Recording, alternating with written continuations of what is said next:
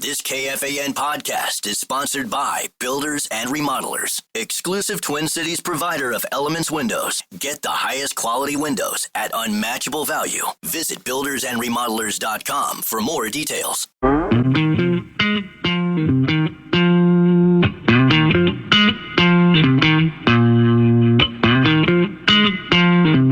right, so as the focal point of Fox 17 in Nashville with Tatum Everett, I'm Paul Allen.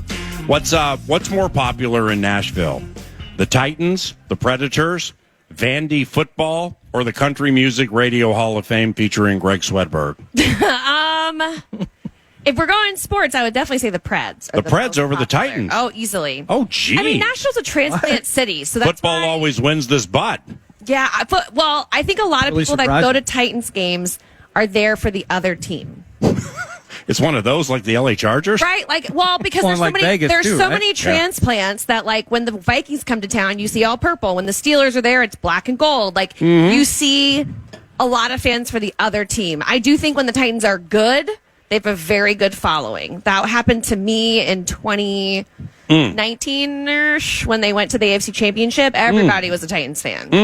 Well, they were the bomb with Steve McNair, God rest his soul, back in the day. And I do think they have a very loyal following, not to, talk, badly about their fan base. I got you. It's just, it's not really like, I think they call a native Nashvilleian a unicorn because no one is ever actually from there. Yeah. So, so I would say the Preds because obviously they had that big run in 2017, 2018. Was that early Mariota maybe? When I was there, no, the Preds. It was the end of Mariota for me. Oh, yeah. And then Ryan Tannehill was the That's right, yeah, post Miami. Tatum is a storyteller, and she came with some stories for us.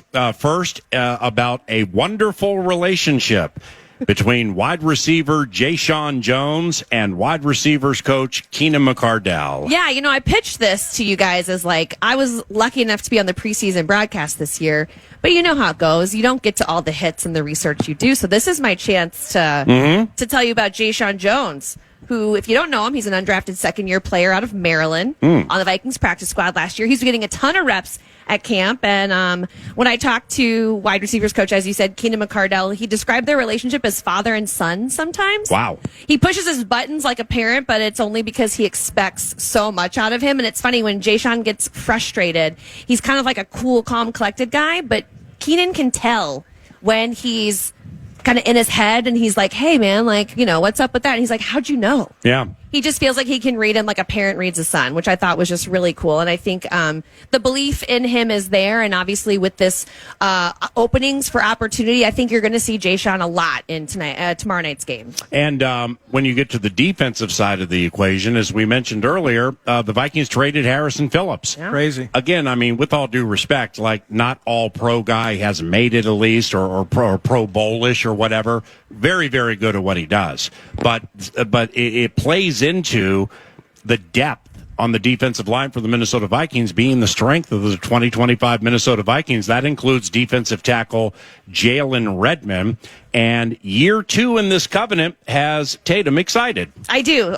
So I had a really great conversation with Assistant General Manager Ryan Grigson, who, is just a guy that is like a scout at heart. He just loves that kind of stuff. And he said that they may have given Jalen Redmond the chance, but it's all credit to Big Red, and you can use that if you want. Big Red's his nickname? I guess so. That's what Grigson called like it. So I was like, that's cool. I think Paul's going to really like that one. He just says this guy's arrows up all the time, and you never see him going backwards, which is so important. And obviously, it's hard to move a fire hydrant. It is. And, I kind of want to say, I think you're hitting the nail on the head when it comes to the Harrison Phillips trade. I think he was just a victim of that depth that, his skill set, while amazing, he's such a great run stopper. I think the guys behind him and the depth pieces in that room move around a little bit more, which is definitely more of what you see in Brian Flores' scheme. Yeah.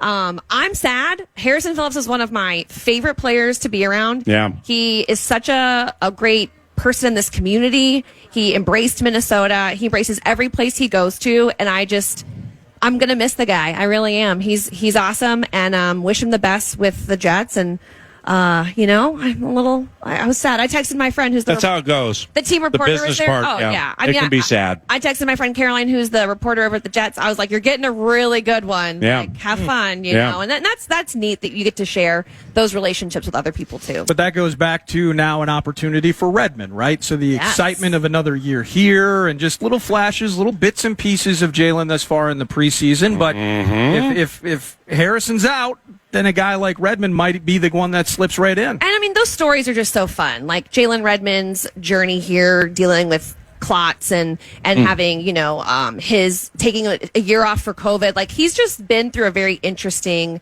journey. Yeah. Same with Levi Drake Rodriguez, who's obviously shined this camp in year 2. Yeah. Same with Elijah Williams, who is the MEAC Defensive Player of the Year last season, now getting a chance with the Vikings. It's those stories that are so cool, and you're it's very much this Vikings front office finding the pieces that fit their scheme, not necessarily the guys everyone's looking for.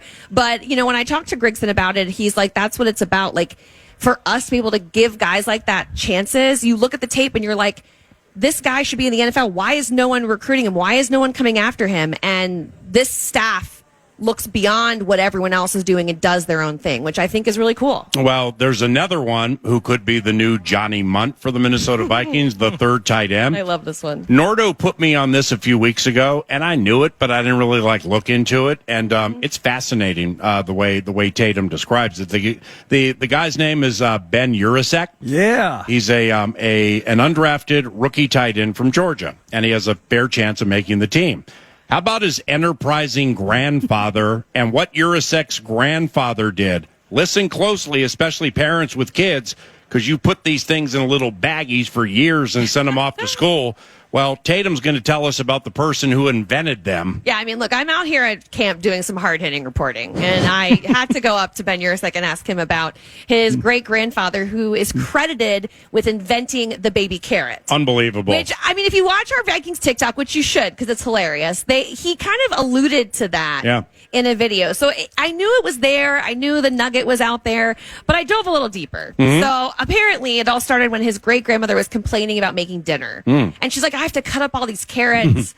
Like, I need some help with this. So they started taking the carrots that were disformed, they couldn't sell. Wow. And they repurposed all of these carrots they were throwing away. So they took a potato peeler. Unbelievable. They made them smaller. They also fixed the oxidation levels. Not sure what that means. Me either. Anyone No idea. who's a farmer at the state fair, maybe you understand. Kind of like triangulation with the virtual measurement. I have no idea what it means. No idea. But they fixed the oxidation level, and they thought it was going to be like this dinner staple. Turns out it's a snack, and it's crazy. Think about that. But I think the biggest point of all that is he that doesn't get any mailbox money for it. I don't know. What? I don't know. I didn't ask that question. Well, he didn't invent the carrot. He invented a cut. Right. Can you patent a cut? Wow. Would you have to patent the machinery or the manufacturing wow, I should have process dug. I to should create have dug the cut? deeper. Wow, Nordo. Well, I just took the leap that he crushed by making life more simplistic for moms and dads You would and think. Billy's and Johnny's and Tamika and Antoine's and what we're going to put in the bags as they go to school. I hope he made some money on He it. had to crush. I hope he did. We're not splitting the atom here. We're not inventing aviation. I mean, we're taking a carrot, making it a mini carrot, and that's novel. I mean, look, even if you're not making money off of this, it's like documented that you're credited with this. So, like, you're a part of the family that's credited with making something. That's Well, he's pretty got cool. he's got a Wikipedia page. It's probably Isn't that a sign? I mean, he I did would something. think so, yeah. I think he's now. This is in the weeds. Have you ever watched what is it? 2001: Space Odyssey, old sci-fi flick. No. Well, Gary Lockwood plays like Dr. Frank Poole. Okay. In that movie, I think the Uraseks are related to that guy too. They have Jeez. no spiderweb of Urasek intel. I found out all of this while just simply trying to find out if it was Urachek or Urasek. Yeah. Suddenly, I'm remembering Space Odyssey. Yeah. All right, let's So many layers. let's put a wrap on it like this with Tatum Everett from Vikings Entertainment Network, like with Instagram and or TikTok. No, I'm the worst. Well, no, I mean, I have one social media outlet, it's X. So I think the handles kind of work the same, but like if people wanted to follow you or the Vikings on those two outlets, what would it be? Well, please, first of all, download the Vikings app. Yep, and don't hack her. Don't hack my account. We've got some really cool new features on the Vikings app that I think are really interesting. They have stories on there now. So, like, if you want to watch Vikings only stories, like you do on Reels or Instagram, they're like on the your Voyage? app. I sure, when it comes Stuff out, like it's that? not out yet. Yeah. But so you can get on the app and like do all these cool things now. There's going to be exclusive photos on the app. There's going to be exclusive like there's going to be a whole portal of things. It's a big effort that the Vikings Entertainment is doing this next year. So I would follow that or follow me on Instagram because that's really my only account I'm updating these days. All right, let's It's been a nice break, in all honesty. I don't miss it. Let's put a wrap on these segments while casting our gaze forward. But let's go back to, sadly, for just a second, Glendale, Arizona, January of this year, playoff loss to the LA Rams. Yeah. All right. Now, the majority of the traveling covenant, super mad after the game and frustrated. Tatum and I cried. Right next, we were the two that were crying outside of the bus. So we were crestfallen. That's the only way to put it. But, you compartmentalize, you do free agency, you draft, and you move forward. And we move forward with some new beef eaters on the defensive and offensive line. Of course, you got McCarthy making his regular season debut, all that, JJ, Justin Jefferson still around, so on. So, 2025 Minnesota Vikings. How freaking excited are you for this season? The first one at Soldier Field against Ben Johnson, who's really good at what he does, but so is our guy. McCarthy's debut. Yeah. You got the champions on the schedule. You're in Ireland and England for a week and a half, and it goes all the way through with a bunch of cool teams. Yeah, I am really excited. Me too. I want to see JJ McCarthy in action just as much as everyone else because that's really going to be the guy that steers the ship. And I have full confidence in this defense. I think they're only going to be better. I think people are kind of sleeping on this team, which I'm super pumped about. I like it that way personally. Mm-hmm. But no, I thoroughly enjoy being around them. And just from a perspective of someone who sees them every day and who's been at the facility every day in the off season, they just have something special going on there, and it's just really cool to watch. And I think that's part of the secret sauce, right? Like, you can make important moves in free agency and do all the things, but if you don't have the right pieces in place to build that camaraderie in the locker room, to build that trust and that faith between the coaching staff and the players, I feel like that belief is always that like secret ingredient, and I think that just like oozes out of Kevin O'Connell. So I am super pumped. I'm drinking the Kool-Aid. I'm really excited, and I love the schedule. I think it's Me too. I mean, personally, I just selfishly, I think it's a fun schedule to be a part of. Tough, a lot of big games, a lot of big road trips. And I like the kind of like wait. I mean, Paul, get this. We don't actually the team will not leave for an away game on a Saturday, which is like literal routine for us until November. Oh, geez. Oh, yeah, the Chargers. Wow. Yeah. So it's just kind of an interesting Monday Night Football. Schedule. And it's going to be a lot of schedule manipulation by like the front office. So like kudos to our football ops and our performance staff who has to like maneuver Monday night, then Sunday night, then international, then Thursday, and like all these weird things in the beginning of the season. So that's going to be like the biggest hurdle, I think. But it's still, as a fan, an exciting schedule because your team is the only team on TV for like 7 games this year. Awesome. Can we get a witness and a raucous round of applause for the talented Tatum Everett for you guys enduring and absorbing the clump for the dedication and commitment to the bit. It was great. And thank you very much. Nice to see everyone in person. You're awesome. Lovely. See you later. Tatum Everett from the Vikings Entertainment Network. PJ Fleck is here at 11 o'clock, by the way. PJ Fleck, coach of the Gophers, here at 11. When we return, Dane Moore, one of our favorite NBA minds. He covers the Minnesota Timberwolves. He'll join 9 to noon, and we'll chat about the Howl at FM 100.3 KFAN. Come join us out at the 2025 Minnesota State Fair live from Carousel Park, presented by Mesh, Besher & Spence. We're broadcasting live through Labor Day. Come buy your favorite fan merch and learn about your shot to become the Mesh, Besher & Spence Rube of the Day and win Farm Aid 40 tickets and $200 in concert cash. Get the full details now at KFAN.com /calendar.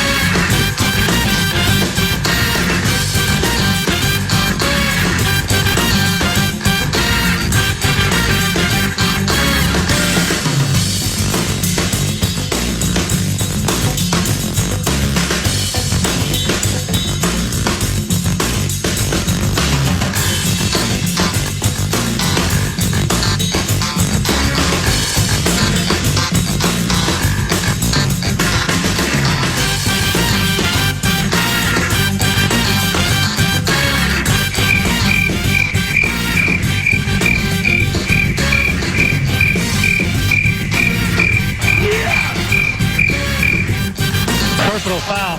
Clipping.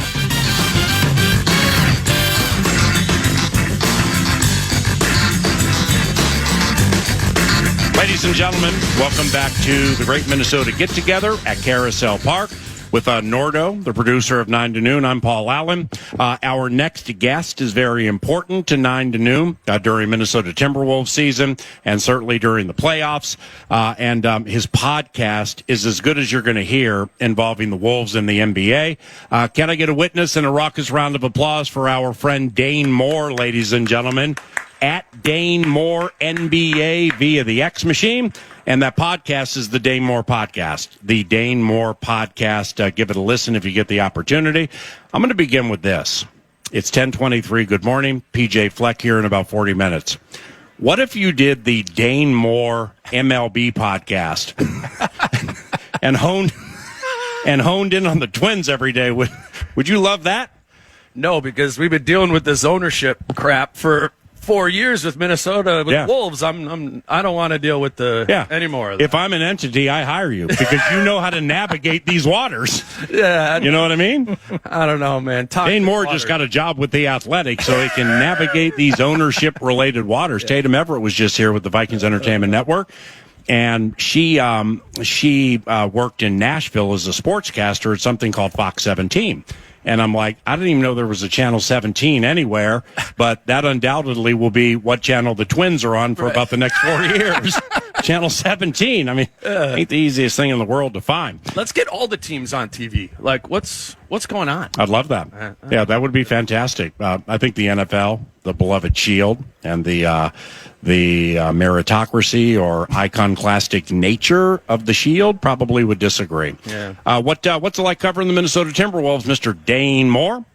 Well, you know, man, it's been fun these past couple of years. I started covering the team. My first year was the Jimmy Butler season. Yeah. Which they were good that first year, but then it was a lot of, low times, and you get to know who the diehard elements of the fan base are, and you're talking about the backup point guard and this and that, and you know how it is. It's a bunch of minutia. Yes, and now it's a good team, and Anthony Edwards is on the team. I mean, I think it's a privilege for all of us. I think to be watching this team, and I feel a privilege of covering him and telling a little bit of his story. It's been a blast. The banker just texted. Tim Siegley, First Resource Bank, wants me to tell you hello. Yeah, what's up? He was one of your sponsors for the Dane Moore Podcast. One of my very best friends, Tim Siegley.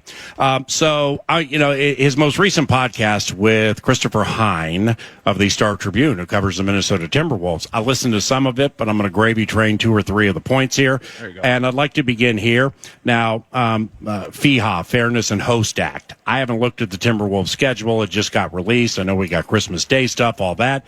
But let's start there. What's noteworthy with their schedule and the schedule release? I think what's interesting, and Chris Hine is the beat writer for the Star Tribune. He was on with me. So he's traveling to all the games, right, on the road. And he pointed out it's like the first schedule that makes sense from a travel standpoint, where you're not in Denver one night and Brooklyn the next night. Normally, they're one of the teams, they track the miles who, probably first, second, or third in most miles traveled, just being in the where they're located, and they're 19th in miles traveled this season. And it's an interesting perspective from Chris, because he's like, I can feel it when it's these long travel days, and then I get into the locker room before the game. Right. I've seen that. I travel some too, and you can see it. You travel a lot. Players. Yeah. And the guys they're humans, and when you're doing those crazy road trips, it makes a difference. And we're like, why did they lose to the Brooklyn Nets in this game? The Boo-Ray game went until 5:30. It was supposed to be over at 2. Yeah, right, exactly. Sort of. Yeah. But wasn't there part of it, too, maybe a few years ago? Because it started popping up where we didn't see a ton of, you're going to play 2 straight against the Blazers, for instance. You're not going to, maybe that was a COVID era bit in terms of trying to consolidate and maybe baby steps towards that. I think that those are great. I actually recommend, if you're like a diehard Wolves fan, you want to travel to a game. Yeah. One, I just would recommend it. It's cool to see different stadiums in basketball too. I feel like we get that a lot with baseball and football. You know what I mean?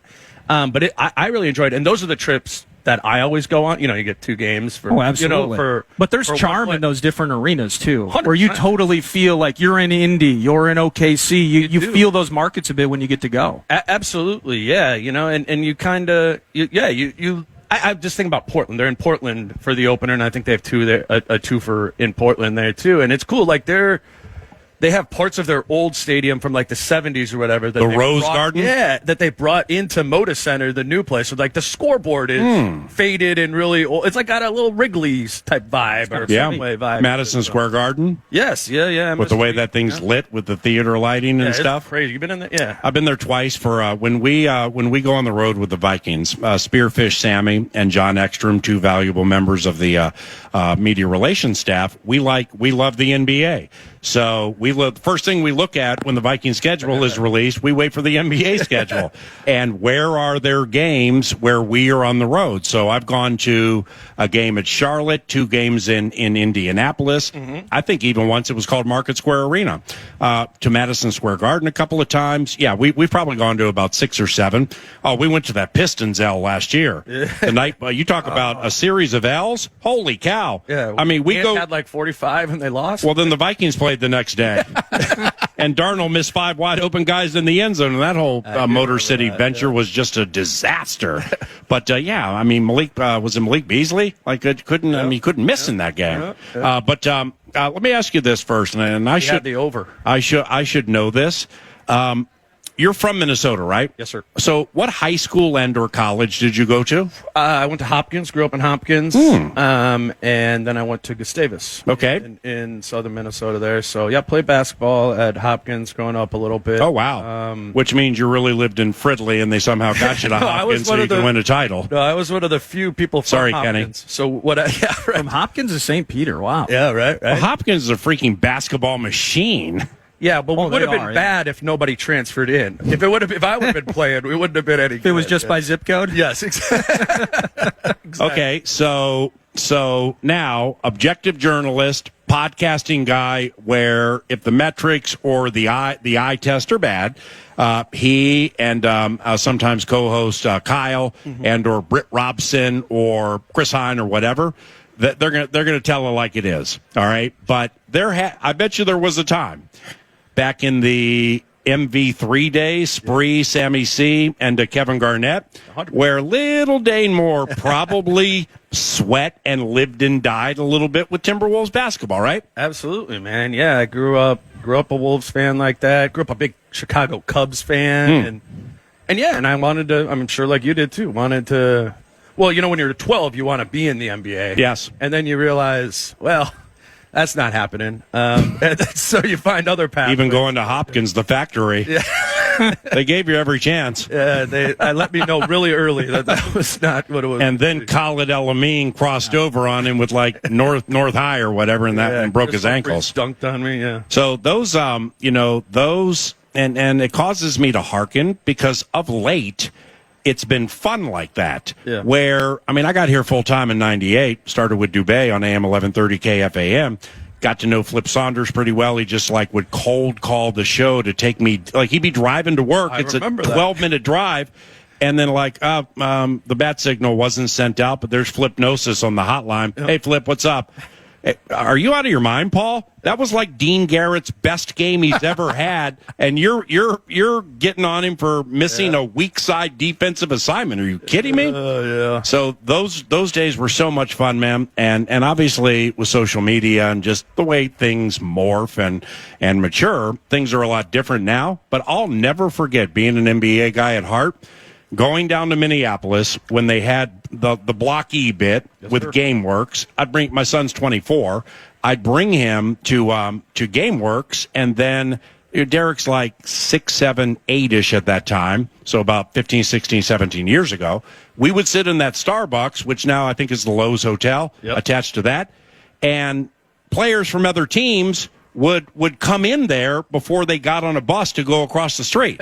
So we got pictures with Jason Kidd, Kobe Bryant, just a bunch of players, and that. But now that whole thing obviously has changed. But when they went to the postseason and they were playing Raweed Wallace and Portland and Nowitzki and Dallas and stuff, Boogie Wonderland with my friend Heidi were playing down there. It was the place to be, man. I know. We got to get that back.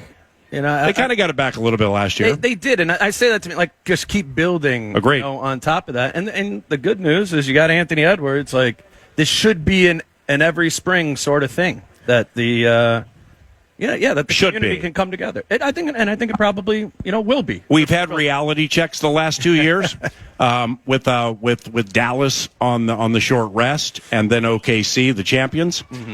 So yeah, I mean there are tentacles to that conversation, but Chris Finch is going to be here Monday at 10:15. And one question I can guarantee you I won't ask him is the one I started our interview with, the last one I had with him right after they lost in the Western Conference Finals. I remember. It's like the second or third one. And I'm not saying it's like, Chris and I know each other pretty well. So, if we were off the mic, I'd be like, no, Chris, I'm not saying there is a stigma. Yeah. But I mean, what's happened the last 2 years in the Western Conference Final, it happens that, like, if it happens again, it's stigma avoidance is what I'm getting at. You know what I mean? Oh, he hates all of that Minnesota, Yeah. nihilism stuff. Right. He and O'Connell should get together and talk about it. It bugs O'Connell, too, not just about the Vikes, about the whole vibe. Yeah, Finch, he's calm, cool, and collected. Mm-hmm.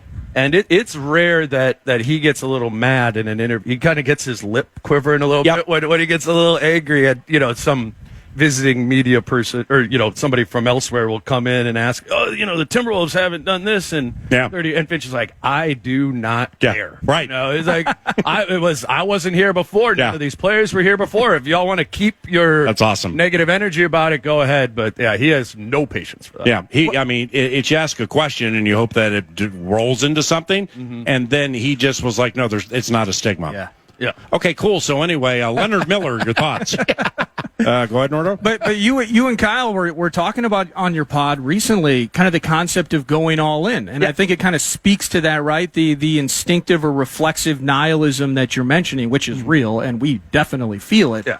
But kind of it's been also so impressive, though, kind of on the reality side of things, how they've maneuvered and how they have continued to build and progress. It doesn't feel that way sometimes. Mm-hmm. Bad beats in a couple of Western Conference Finals consecutively. But their maneuverability while, quote unquote, being all in and continuing to build, I think you have to give them a ton of credit for that. Yeah, and Tim Conley would push back on, or he has pushed back on the idea that they're all in. Yeah. They don't have draft picks, but this isn't like the Clippers team where everybody's in their 30s, Right. They have Rob Dillingham, Jalen Clark, Anthony Edwards, Naz Reid, Leonard Miller, Daniels, Terry Shannon Jr., your boy Leonard Miller. So he pushed back on the implication of what the meaning of all in. Yeah, that the Milwaukee Bucks are all in right now, right? And they have been for a while. But why? Because they have Giannis. Yeah, and which made sense. I'm not even saying that's bad for them to do. Yeah, I but see. they don't have they don't have any picks, and they don't have any young players. Yeah, the Wolves like at least the have young players. Exactly. And they got high-end vets, but still. Mm-hmm. Yeah. So it should be, what Finch and what Conley always say is they want to put Anthony in position every year to have a bite at the apple. Put a roster around him that gives them a chance to be in the playoffs and compete and go on a run like they did last year. I mean, they're the 6th seed and they went to the conference finals. I don't think there's going to be like a dip year in a year or something like that and reconfiguring it. They are all in on winning with Anthony Edwards, but sustainably, I think is the goal. So the full owners now, the owners Alex Rodriguez, yes, that A-Rod, and Mark Laurie, they completely own the Minnesota Timberwolves, and they've said, but I believe it, big things are on the horizon. But that doesn't necessarily mean from like a personnel standpoint or whatever it could. So here's a question for Dane, who knows Alex and Mark quite well. What can that ownership group lead to they otherwise may have been missing? Yeah, well, I think it goes back to what you're talking about with some things with the culture and what it was like 20 years ago. And yeah, I mean, you've been doing a radio show since then. You know what the deal is. Like, it was hard for a long time, and they lost a lot of the fan base. They, internally they talk about we lost a generation of Timberwolves fans because they were so bad for 10, 15 years there. Yeah. And And the Ricky Davis days. Yeah, exactly. Those were tough, man. I will say what I appreciate about the ownership group is they've come to pick that up. Yeah. You know, they've rather than the Finch like shut up about this. Yeah. Like okay, I do get a sense of the new ownership group and the people they have working under them of what is Wolves culture, what is sports culture here in Minnesota, and trying to make it better. And I think willing to invest money in making it better. I mean, they said on these airwaves they're going to build a stadium privately funded. And that's wow.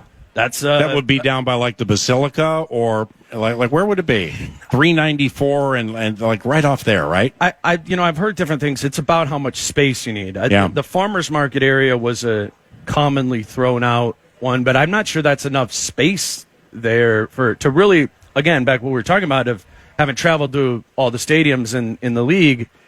These new ones take up a huge plot of land, and I think that's their vision too. Is it's a whole entertainment district. It's like Crypto.com and LA Live. Crypto.com, Oracle, where the is it Oracle? Yeah, where the Warriors are at. It's a whole. I remember the soccer stadium went through that. They had pinpointed or identified that farmers market area, and I don't know if it was tax breaks or whatever it was.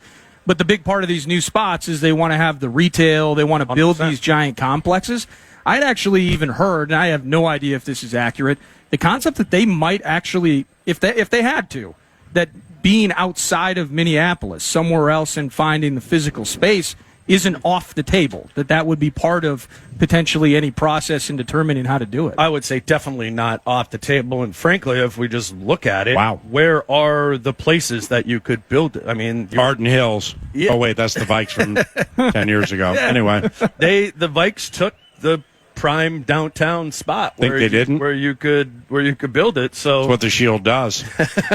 It takes and finds a way to give. It does. It just feels with A-Rod kind of the aura and the cachet that he's not a guy that would sit around and love seeing fans unhappy, if that makes sense. I don't think he's a panderer. I ain't driving to Andover for a game against the Warriors. No, I think he wants to have a good time, wants the team to win games. Yeah. But I think the fans need to be having a good time. He wants that to be a destination as the entertainer that he once was. Yeah, dude, it's going to be funky. Like, whatever it is that they build, it's gonna be different than other stadiums. Because there's the A-Rod part of that, which co-sign all that. But Mark is that way too. Like, he wants to build things that haven't been built before. I mean, he's your classic successful multi-billion. Like that Clippers bit. Yeah, right. Have you been there? I actually did not go to that one last year. I'm going this year. So what's the thing behind the basket, the wall bit? Like they don't let opposing fans in. Is that really a thing? I think what it is it's just like high, like very high seating where it builds sort of a wall, whereas normally behind the basket it tucks back there and makes like a space. But it's I've only seen it on TV. Yeah. But apparently it's weird to shoot free throws at. If you're because you got a bunch of fans on top of each other, kind of right behind you there. It looks funky, but. I've heard that place is incredible. He's Dane Moore with the Dane Moore podcast at Dane Moore NBA via Twitter. And you can find that podcast everywhere you find your podcasts. It's really, really good. Let's spend another segment with Dane before PJ Fleck gets here, coach of the Gophers, about 20 minutes from now. We're at the State Fair. This is 9 to noon. What was that deal again? Yeah, Jalen Green got traded. That was part of the Durant bet. Yeah, Houston. That's what it was. Yeah. So Durant that's right. Yeah, it was a trade. Yeah. And that's crazy with Amen Thompson, like Houston. I mean, those kids with Durant looks pretty nasty. You mentioned Denver, though. You don't think they're cooked? I mean, they moved on from Michael Porter Jr. Really? I think it's Cam Johnson coming from Brooklyn. But you still believe in MVP and stuff. It's just, and I know they took OKC to 7. It just kind of felt at times, specifically with Jamal Murray, that time of year for them was feeling later and later and later into the night. Nope. Jokic is too nasty, dude. Yeah. Okay. All right. He is. I mean, he's the best. He's the best. What's it like seeing him live at Ball Arena? Like, I've seen him here, but I've never seen, like, hey, the Wolves are at Ball, and boy, they love him. Have you ever been by him? Like, have you ever, like in the hallway or anything No. like that? He's like, he is a door. Really? Like, he is wide. That is the thing that stands out. Him and Embiid are, well, Embiid is crazy tall, too. But it's like the width. And then you think about that from he's in the post or whatever. You're like, okay, yeah, you're gigantic. that makes sense. But they made some other good moves too. They traded away Porter. They got Cam Johnson in there. They got Tim Hardaway Jr. They got Bruce Brown back, who was on the team when they won the championship. You're an elite NBA mind. There's nothing you just said that, like, if I'm a Nuggets fan, I'm like, well, that's great. Well, that, you know what I'm saying? I mean, get Contavious back too. No, dude, they had no bench last year. Right. They have a bench now. That's what I'm saying. All right. What if they got the wrong Cam from Brooklyn and they needed the scorer, Cam Thomas? No, they got Jokic. They got Jokic. Right? They're going to be. Yeah. If the Thunder don't win the championship, I think the Nuggets will win the championship. Okay, I'm Oh, really? I'm 0 for 1 on the Nuggets then, because you're loving the Nuggets. And Well, he's a big I paid thought that Watson might be guy, out. always has been. Oh, absolutely, for years. How And can you Brown, not be? and Brown, not Braun. The Lakers, kind of a sneaky big move, I think, is adding Ayton, right? Like Jackson Hayes, he's meat and potatoes. He's there to fill a spot and can make a play once in a while. But adding Ayton, what do you think about Lake Show? Doesn't snow in Southern California, so he'll definitely make all games getting out of his driveway. How about that ice That's thing? crazy. It's a phenomenal move. Inside joke there, yeah. No, I mean, well, remember when the Wolves played the Lakers in the first round? Jackson Hayes would play for about 2 minutes at the beginning of the game. Yeah. J.J. Redick would lose his mind, Yep. and he'd be like, all right, we're going with no centers. Yep. So in Ayton, they at least have a center body to put in there, but Maybe he's. I'm 0 for 2. I'm not as eager or as keen on the DeAndre Ayton signing as the Cam Johnson. Rebounds, gets to the line a little, shoots 60%. Doesn't block shots. Can't count on him. He gets hurt. No dog. Yeah, he's all right. I didn't like him in Arizona that much, but nevertheless, we're 0 for 3 actually because he took my Mavericks take deep. I mean, it's okay. Go ahead and I'm not pulling. I got a take for you. I want to run this by you. Well, let me hit you with this. Kyrie Irving will come back, right? Sure. All right, so Irving, Cooper Flag, skeletal remains of Anthony Davis, Gafford, and Lively, and P.J. Washington, who's all about a dog. That's a problem. Don't forget about our boy D'Lo's there now. Right. Russell. Well, they don't. If they play him, it's by choice. They don't have to play him. That might be the problem, though. Cooper Flag, though, anywhere from 30 to 50 games without Kyrie and having D'Lo run that thing. And then you got AD. He's going to miss half the year. It's a great point by Dane. He's going to be more engaged than ever. D'Lo will be until late October, and then it's hold on to your butts from there on out. So you were going to hit us with what? Well, I have a Wolves Rob Dillingham Vikings comparison. Hey.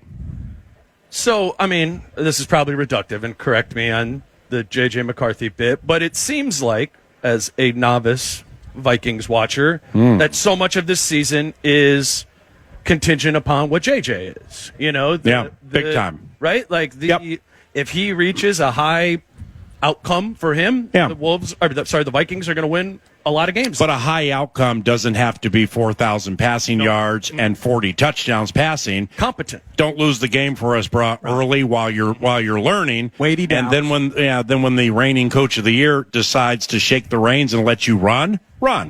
But it's within the realm of possibilities that it's new and he's still young and he's not what he's going to be someday. Yeah.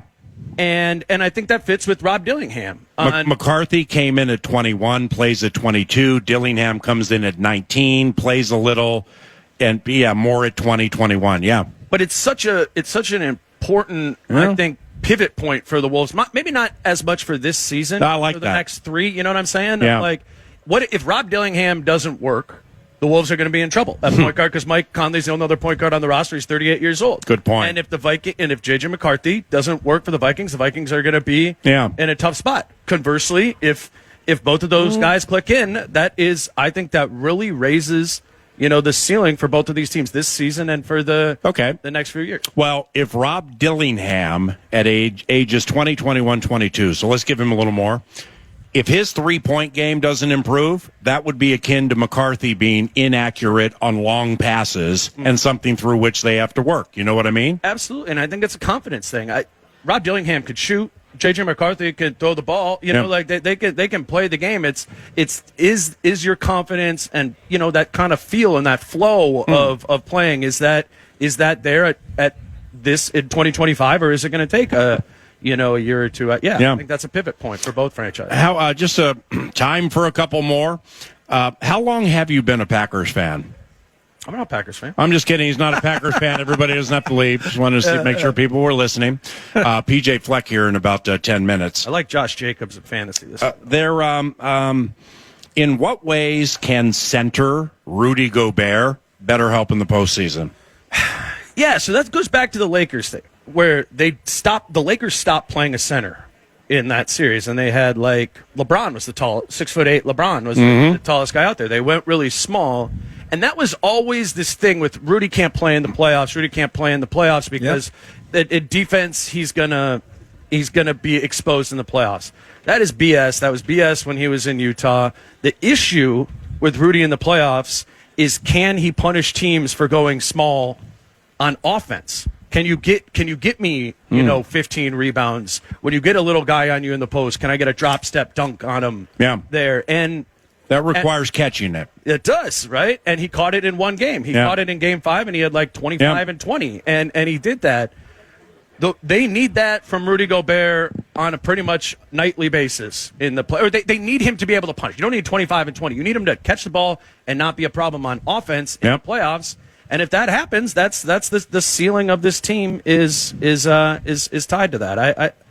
I don't give up on Rudy yet. I don't think I ain't giving up on him. I'm just one. You're an elite NBA mind, and you're next to it, and you get all the sneaky background. It's so the offense. Yeah, that's the thing. People get it. It's the offense with Rudy. Don't be a problem on offense because the defense is still elite, even though people hate on him. So when Finch is here Wednesday or Monday at 10:15, don't hit him with the Rudy in the playoffs and cast an aspersion like he's never good. Well, he might disagree with my Denver take. He might go the opposite way on that one. Yeah, but he might not be as big on Peyton Watson as you. So, I mean, beauty is in the ear of the beholder. Why it's radio? I mean, it's audio. Absolutely. Do you have a last one for Dane Moore? Well, I was just curious. It's interesting, talking about the offense of Rudy. This is a team, I believe, as high as anybody in the NBA when it came to perimeter shooting a year ago. Yep. And we saw it early, specifically in the OKC series. When that fell flat, then the lack of offense from Rudy was even more glaring and blatant in those spots. Do you see any adjusting to the trend, whether it's Dillingham, does that 3-game need to mature, or we still got enough guys, right? Like, how do you see maybe any philosophy changes, or does the trend continue? We just hope they make more. I think it's about effectively incorporating Rudy and trusting Rudy in pick and roll game with Rob Dillingham, Anthony Edwards. I hope Ant and Rudy spend the entire training camp running pick and roll and figuring out that chemistry there, because there's no chemistry in that. Right now there isn't. Rob Dillingham, great pick and roll player himself. Find that chemistry with Rudy Gobert, make him less of a problem. He's going to get you open. Yeah. He's going to do those things. They just got to, Ant is still young. Rob is obviously young. Rudy gets the chess of basketball. Those guys don't really there, but he needs somebody to play with him. He needs somebody to put him in position. Rudy's not creating his own shot. I mean, and we got to go for PJ Fleck, but in fairness, and to whom much is given, much is expected. Absolutely. So, I mean, honestly, if somebody said to him, go to France, go wherever you live, but we are mandating X amount of hours a week. You work on this catching thing while you're moving. Because, I mean, to start him at the high post, pull the bigs up there, pick or whatever, and there he goes, claps, catches it, which he doesn't. I'm not being sarcastic. It's a problem. Him catching passes while moving. If they fix that, I mean, if he can fix that, or 75%, he's almost a different offensive player. Put the ball up there. Let him go get it. That's a good point. It's the bounces. So it's the delivery, not putting him in a place where he's got to do some weird. Yeah, I'm not trying to. So he needs Jordan Love as the point guard, not Rob Dillingham for all the inaccurate high passes. Exactly. Yes, exactly. Drake May last weekend. Yeah. Bro, you're the best, and I love your podcast. Your dedication to the NBA and just how much you love it, because I love it too. And thank you for helping the radio show as much as you do. I appreciate you. Thank you very much. Hey, Dane Moore, ladies and gentlemen, guy's fantastic. Check out his podcast, the Dane Moore NBA podcast, at Dane Moore NBA via the X Machine. Coming up next, ladies and gentlemen.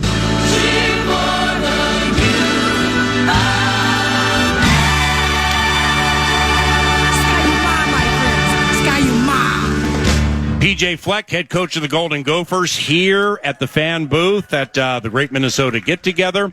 And Justin Guard with Bumper to Bumper with Barrero, sideline analyst for the Golden Gophers Audio Network. Mike Grimm, the play-by-play voice. They're going to carry you through the PJ Flex Show. I'm off to Nashville for some hot third preseason game action. God bless all of you. Thanks for listening to 9 to Noon and KFAN when you do.